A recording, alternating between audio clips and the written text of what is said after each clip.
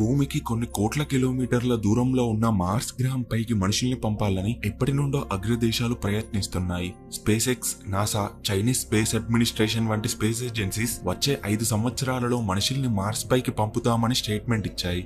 Space X అయితే ఒక అడుగు ఎక్కువగా వేసి మార్స్ పైకి వెళ్లబోయే స్టార్షిప్ స్పేస్ వెహికల్ ని టెస్టులు చేస్తుంది. అయితే మార్స్ పైన మనిషి అడుగు పెట్టడం ఎలాగో కొన్ని సంవత్సరాలలో జరిగిన మార్స్ పై కాలనీస్ ని ఏర్పరచడం, అక్కడ నివసించడం అంత ఈజీ కాదు. భూమి తర్వాత మనిషి నివసించే గ్రహం మార్స్ అని అందరూ అనుకుంటారు. కానీ నిజానికి మార్స్ యొక్క హార్ష్ ఎన్విరాన్మెంట్ కి మనిషి జీవించలేడు. ఒకవేళ జీవించాలన్నా మన టెక్నాలజీ యొక్క హెల్ప్ చాలా కావాలి. ఆహారం, నీరు లేకుండా కొన్ని రోజులు బ్రతకవచ్చు గానీ ఆక్సిజన్ లేకుండా కొన్ని నిమిషాలు కూడా బ్రతకలేం. భూమిపై 71% నైట్రోజన్, 21% ఆక్సిజన్ ఉంటే మార్స్ పై 95% కార్బన్ డైఆక్సైడ్, కేవలం 0.13% మాత్రమే ఆక్సిజన్ ఉంటుంది. అంటే దాదాపు అక్కడ ఆక్సిజన్ ఉన్నా లేనట్టే. ఒకవేళ మార్స్ పై స్పేస్ సూట్ లేకుండా ఉంటే కేవలం 1-2 నిమిషాలలో చనిపోతాం. స్పేస్ సూట్ లేకుండా అసలు మార్స్ పై ఉండలేము. కానీ స్పేస్ సూట్ లో కూడా ఆక్సిజన్ కొన్ని రోజుల వరకే పరిమితం. అలా అని భూమి నుండి భారీ ఆక్సిజన్ ట్యాంక్స్ ని మార్స్ పైకి తీసుకెళ్లలేము. అయితే మార్స్ పై ఆక్సిజన్ కోసం నాసా మోగ్జీ అనే ఇన్స్ట్రుమెంట్ ని డెవలప్ చేసింది. మోగ్జీ అంటే మార్స్ ఆక్సిజన్ ఇస్రో ఎక్స్పెరిమెంట్. ఈ ఇన్స్ట్రుమెంట్ ఏం చేస్తుందంటే మార్స్ పై ఎక్కువ మోతాదులో ఉన్న కార్బన్ డైఆక్సైడ్ నుండి ఆక్సిజన్ మాలిక్యూల్స్ ని వేరు చేస్తుంది. అలా ఇది ఒక గంటకి 10 గ్రామ్స్ ఆక్సిజన్ ని ప్రొడ్యూస్ చేయగలదు. అంటే ఒక ఆస్ట్రోనాట్ 10 నిమిషాల వరకు పీల్చుకోగలిగేంత ఆక్సిజన్. మోగ్జీని ఆల్రెడీ మార్స్ పైకి పంపిన ప్రిజర్వరెన్స్ రోవర్ ద్వారా మార్స్ పై టెస్ట్ చేశారు. ఇది సక్సెస్ఫుల్ గా మార్స్ పై ఆక్సిజన్ ని ప్రొడ్యూస్ చేసింది. మనుషులు మార్స్ పై అడుగుపెట్టే సమయానికి మోగ్జీ లాంటి టెక్నాలజీస్ ఇంకా చాలా డెవలప్ అవుతాయి. అంటే ఆక్సిజన్ కొరత మార్స్ పై మరీ ఎక్కువగా ఉండదు. ఎర్త్ తో పోలిస్తే మార్స్ పై ఎయిర్ ప్రెషర్ చాలా తక్కువ. యావరేజ్ గా ఎర్త్ పై 1000 మిల్లీబార్స్ ఎయిర్ ప్రెషర్ ఉంటే మార్స్ పై కేవలం 6.5 మిల్లీబార్స్ మాత్రమే ఉంటుంది. అంటే దాదాపు మార్స్ అట్మాస్ఫియర్ ఎర్త్ కన్నా 150 టైమ్స్ థిన్ గా ఉంటుంది. ఆ ఎయిర్ ప్రెషర్ లో మనం కనీసం గాలిని లోపలికి పీల్చుకొని బయటికి వదలలేము. అంతేకాదు మన బాడీ అంత తక్కువ లో ప్రెషర్ ని తట్టుకోలేక కొన్ని నిమిషాలలోనే చచ్చిపోతాం. అయితే మార్స్ పై ఆక్సిజన్ ని ఏర్పాటు చేసినా కూడా భూమి లాంటి ఎయిర్ ప్రెషర్ కండిషన్స్ ఉండేలాగా ఒక క్యాప్సిల్ లాంటి భారీ బాక్స్ ఆర్ హౌస్ ని ఏర్పాటు చేయాలి. అందులోని ఎయిర్ ప్రెషర్ అండ్ ఆక్సిజన్ వల్ల హ్యూమన్స్ ఎన్ని రోజులైనా స్పేస్ సూట్ లేకుండా అందులో గడపవచ్చు. అయితే కొన్ని రకాల మైక్రో ఆర్గానిజమ్స్ మార్స్ పై అత్యంత లో ప్రెషర్ లో కూడా బ్రతకగలవు. మనం నివసించడానికి ఒక చోటుని ఏర్పాటు చేసుకున్నాం, కానీ తినడానికి ఆహారం అయితే కావాలి. ఎక్కువ రోజులు నిల్వ ఉండే ఆహారంని తీసుకెళ్లినా గానీ అవి సరిపోవు. అలాగే మార్స్ పైకి చేరుకోవడానికి కొన్ని నెలల టైం పడుతుంది. ఆ టైంలోనే మనం తెచ్చుకున్న ఫుడ్ అంతా అయిపోతుంది. అండ్ మార్స్ పై ఫ్రూట్స్ అండ్ వెజిటేబుల్స్ యొక్క చెట్లని నాటుదామన్నా కూడా మార్స్ సాయిల్ పై ఏది పెరగవు. పైగా మొక్కలు, చెట్లు పెరగాలంటే సరైన అట్మాస్ఫియర్, టెంపరేచర్ మరియు సన్లైట్ కావాలి.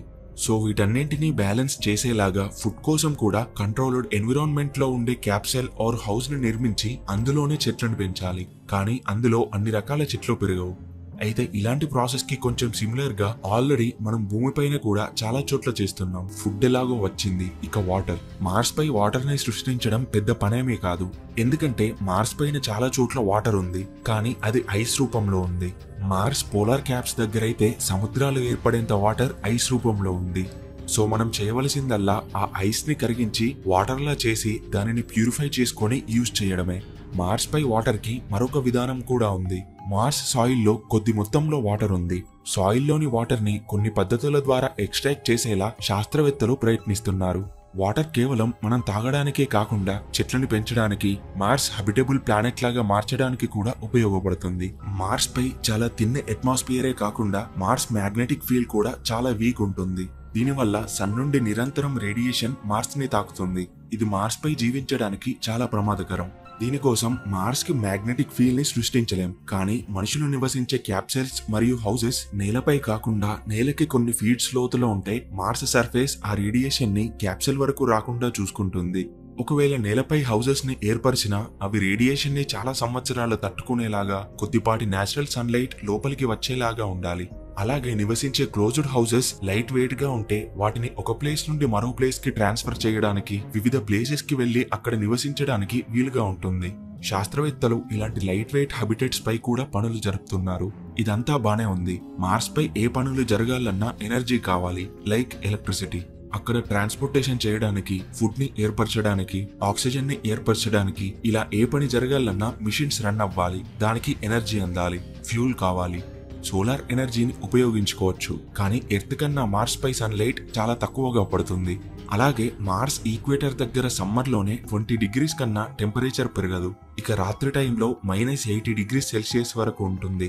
అంటే మార్స్ పై టెంపరేచర్స్ ఎంత తక్కువగా ఉంటాయో మనం వార్మ్ గా ఉండడానికి ఎంతలా మిషన్స్ పనిచేయాలో అర్థం చేసుకోవచ్చు. పోనీ విండ్ పవర్ ని యూజ్ చేద్దామన్నా కూడా అది తక్కువే. పైగా మార్స్ పై ఎక్కువగా డస్ట్ స్టార్మ్స్ వస్తాయి. వాటి నుండి మన కాలనీస్ ని కాపాడటమే చాలా కష్టం. ఇక ఆయిల్ ని తీసి పెట్రోల్, డీజిల్ లాగా మార్చుకుందామనే ఆలోచనే అవసరం లేదు. ఎందుకంటే అసలు అక్కడ ఆయిలే ఉండదు. ఎనర్జీ కోసం సొల్యూషన్ ఒక్కటే, అది న్యూక్లియర్ పవర్. న్యూక్లియర్ ఎనర్జీ మాత్రమే 10 నుండి 100 సంవత్సరాల వరకు ఎనర్జీ ఇవ్వగలదు. చాలా తక్కువ మోతాదులోని న్యూక్లియర్ ఫ్యూల్ ఎంతో కాలం వస్తుంది. దీనిని కేర్ఫుల్ గా, సేఫ్ గా యూజ్ చేయాలి. ఇలా మార్స్ పై న్యూక్లియర్ ఎనర్జీ యూజ్ చేయాలి అంటే దానికి ఇంకా చాలా రీసెర్చ్ అండ్ డెవలప్మెంట్ అవసరం. మార్స్ పై నుండి ఎర్త్ కి కమ్యూనికేషన్ కోసం కొత్త లేజర్ టెక్నాలజీని తీసుకొస్తామని నాసా చెప్తుంది. ఇది రేడియో సిగ్నల్స్ కన్నా ఎఫిషియెంట్ గా ఉండడంతో పాటు చాలా ఇన్ఫర్మేషన్ ని క్యారీ చేయగలదు. అయితే మార్స్ పై నివసించడానికి వెళ్లాలంటే వాళ్ళు కొన్ని నెలల నుండి సంవత్సరాల వరకు భూమికి దూరంగా ఉండాలి. మేబీ భూమికి ఎప్పుడు రాకుండా అక్కడే ఉండే సందర్భాలు కూడా ఎదురవ్వచ్చు. సో వారు సైకలాజికల్ గా ఎంతో స్ట్రాంగ్ గా ఉండాలి. ఒక విధంగా చెప్పాలంటే భూమిని దాటుతున్నారంటే అది లైఫ్ అండ్ డెత్ ప్రాబ్లం అవుతుంది. మనం భూమిపై మేజర్ గా ఎటువంటి ప్రాబ్లం లేకుండా ఒక హ్యాపీ లైఫ్ ని గడుపుతున్నాం. కానీ అన్ని సందర్భాలు ఒకేలా ఉండవు. గతంలో చూసుకుంటే భూమిపై మాస్ ఎక్స్టెన్షన్స్ చాలా జరిగాయి. ఒకవేళ ఫ్యూచర్ లో భూమికి ఏదైనా ప్రమాదం వస్తే ఇంకో ప్లానెట్ లో మన జీవనం కొనసాగించడం అనే ఆప్షన్ ఉంటే చాలా బెస్ట్. విశ్వంలో ఏ గ్రహం అచ్చం భూమిలా, అచ్చం సోలార్ సిస్టమ్ కండిషన్స్ తో ఉండదు. భూమికి ఎంత దగ్గర పోలికలతో ఉన్నా గానీ ఆ ప్లానెట్స్ లో ఏదో ఒక ప్రాబ్లం ఉంటుంది.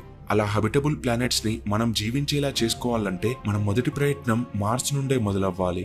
ఇంతకీ మార్స్ గ్రహాన్ని ఎందుకు సెలెక్ట్ చేసుకున్నామంటే మార్స్ భూమికి దగ్గరగా ఉండడంతో పాటు కొంచెం భూమి పోలికలని కలిగి ఉంటుంది. మార్స్ పై ఒక రోజు సమయం 24 గంటల 37 నిమిషాలు. అండ్ మార్స్ కూడా ఎర్త్ లాగానే మెటల్ అండ్ రాక్ తో ఉంటుంది. టెంపరేచర్స్ కూడా మరీ తక్కువగా ఏం లేవు.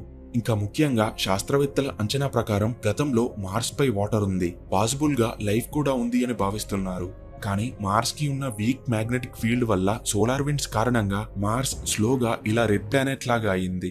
కంప్లీట్ గా మార్స్ ఇలా ఎందుకు అయ్యిందో తెలుసుకుంటే ఫ్యూచర్ లో ఎర్త్ కి అలాంటి ప్రమాదం జరగకుండా ఆపవచ్చు. స్పేస్ రేస్ వల్ల మన టెక్నాలజీ చాలా అభివృద్ధి చెందుతుంది. మనలో చాలా మందికి తెలియకపోవచ్చు, phone cameras, LEDs, water purifier systems, wireless headsets, freeze dried foods, smoke detectors, portable computers, ఇలా చాలా టెక్నాలజీస్ రావడానికి కారణం స్పేస్ ఎక్స్ప్లోరేషన్. అవును, ఇలా కొన్ని వందల టెక్నాలజీస్ స్పేస్ ఎక్స్ప్లోరేషన్ కోసం ఇన్వెంట్ చేయబడినవి.